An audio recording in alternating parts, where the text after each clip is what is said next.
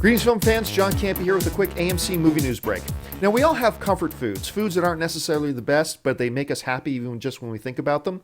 Well, I happen to have a few comfort movies, movies that aren't necessarily the best of all time, but they bring a lot of joy to my heart when I think about them. And one of the best comfort movies to me all time is the 1982 classic The Dark Crystal. I love this film. I love the story of the film. I love the mythology. I love the design. I love the sound of it. I love the characters in it. I love just about everything about this movie. Now, today I got some news that has brought me a little bit of a heavy heart. You see, a few years ago, about 6 or 7 years back, the Jim Henson Company announced that they were starting to put together a sequel to The Dark Crystal that would be known as The Power of the Dark Crystal. About 2 years ago, they even put out a piece of art that was a concept piece of art from what they were putting together. And in that picture, we see Kira, who is the young female Gelfling who helped save the world in the original.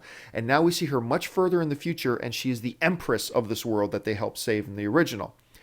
Unfortunately, things got put on hold a little bit last year when Omnilab Media, the company that was co-financing the film with the Jim Henson Company, announced that things were just being put on the shelf for a little while as they got things put together.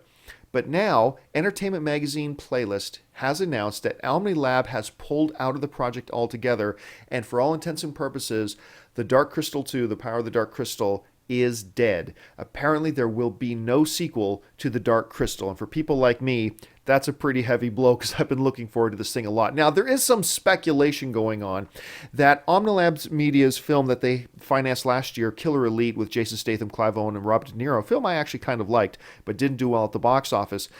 Well, its box office failure, they're saying, or speculating, is part of the reason why Omnilab Media pulled out and isn't financing The Dark Crystal anymore. Now, that may or may not be true, but for whatever the reason, it does appear that The Dark Crystal 2 is not happening, which makes me really sad today.